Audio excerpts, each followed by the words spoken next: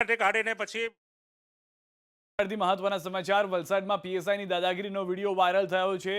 ભિલાડના નારોલી ફાટક પાસે આવેલ દુકાન પર પીએસઆઈની દાદાગીરી સીસીટીવીમાં કેદ થઈ છે, જેમાં પીએસઆઈ દુકાનદાર અને ગ્રાહકોને દંડાથી માર મારી રહ્યો છે। રાત્રે દુકાન ચાલુ દેખાતા પીએસઆઈ એના મકવાણા અને પોલીસકર્મીઓએ લાઠીઓ વરસાવી। જો કે હાલ તો ભોગ બનનાર દુકાનદારે પીએસઆઈ સામે પોલીસ ફરિયાદ પણ કરી છે। મહત્વના અને મોટા સમાચાર દ્રશ્યોમાં આપ જોઈ રહ્યા છો।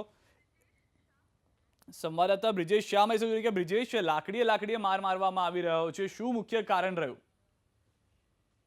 જે જાણવા મળી રહી છે માહિતી એ ભિલાડ નરોલી ફાટક નજીક હાઈવે ઉપર રાત્રે ઘણી બધી દુકાનો ખુલ્લી રહે છે અને આ બે દુકાનોના ધંધાની હરીફાઈમાં પીએસઆઈ જે મકવાણા છે એમણે એક દુકાનને મદદરૂપ થઈ શકે એમ બીજી દુકાનને વહેલી બંધ કરવા માટેનો હુકમ ફરમાવ્યો હતો। 11 વાગે દુકાનને બંધ કરી દેવા માટે તેઓએ ઓર્ડર કર્યો હતો અને દુકાન બંધ ન થતા તેમની સાથેના જે કોન્સ્ટેબલ હતા એમને દંડાવાળી કરી હતી, જેને લઈને લોકોમાં એ પ્રકારનો રોષ છે કે વ્યવસાયની અંદર જે હરીફાઈ હોય છે તેમાં પોલીસે આ રીતે ન પડવું જોઈએ।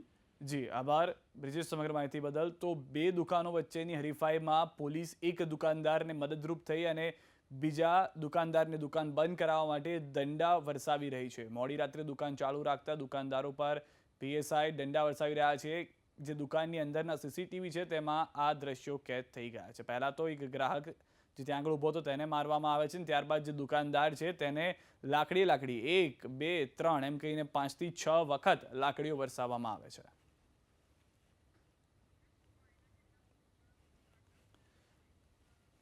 આપ દ્રશ્યોમાં સ્પષ્ટ જોઈ રહ્યા છો કે એક તરફ વાહનોની અવરજવર છે, એક તરફ દુકાન તો બંધ કરી રહ્યો છે, પરંતુ લાકડીઓ વરસાવતા જાય છે પોલીસ અધિકારી।